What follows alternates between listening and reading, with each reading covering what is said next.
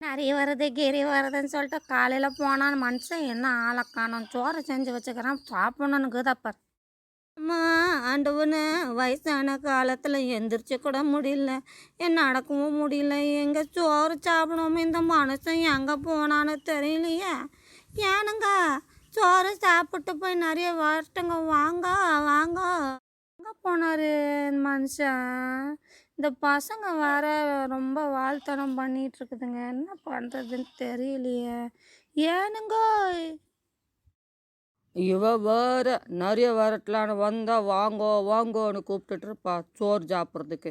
பாருங்க மக்களே, இந்த வட்டமாக எல்லாத்தையும் நாசம் பண்ணி வச்சுது இந்த நரி. என்ன பண்ணுறது பாருங்க, எவ்வளோ கஷ்டப்பட்டு நான் இப்போ விவசாயம் பண்ணுறேன்னு தெரியுமா உங்களுக்கு? நீங்கள் மட்டும் அந்த நரி என் கையில் கிடைக்கட்டும், கைமா பண்ணி வறுத்துடுறேன். வறுத்து பக்கம்தான் போச்சுங்கிறாங்க, அந்த பக்கம் போச்சுங்கிறாங்க, எந்த பக்கம்தான் போச்சுன்னு தெரில.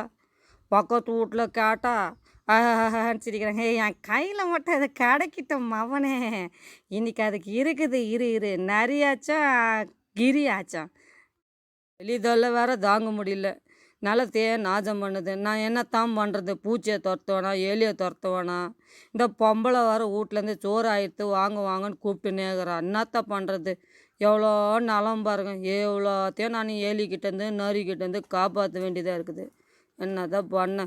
வீட்டுக்கு போனால் அங்கே ஒரே குப்பை கூலமாகுது. என் பேரன் பேத்திங்க தொல்லை தாங்க முடியல. எவ்வளோ குப்பை பாருங்க. இதெல்லாம் வேற சுத்தம் பண்ணணும். வயசான காலத்தில் என்னதான் பண்ணுறது? என் பையன் வர பொறுப்பு இல்லை.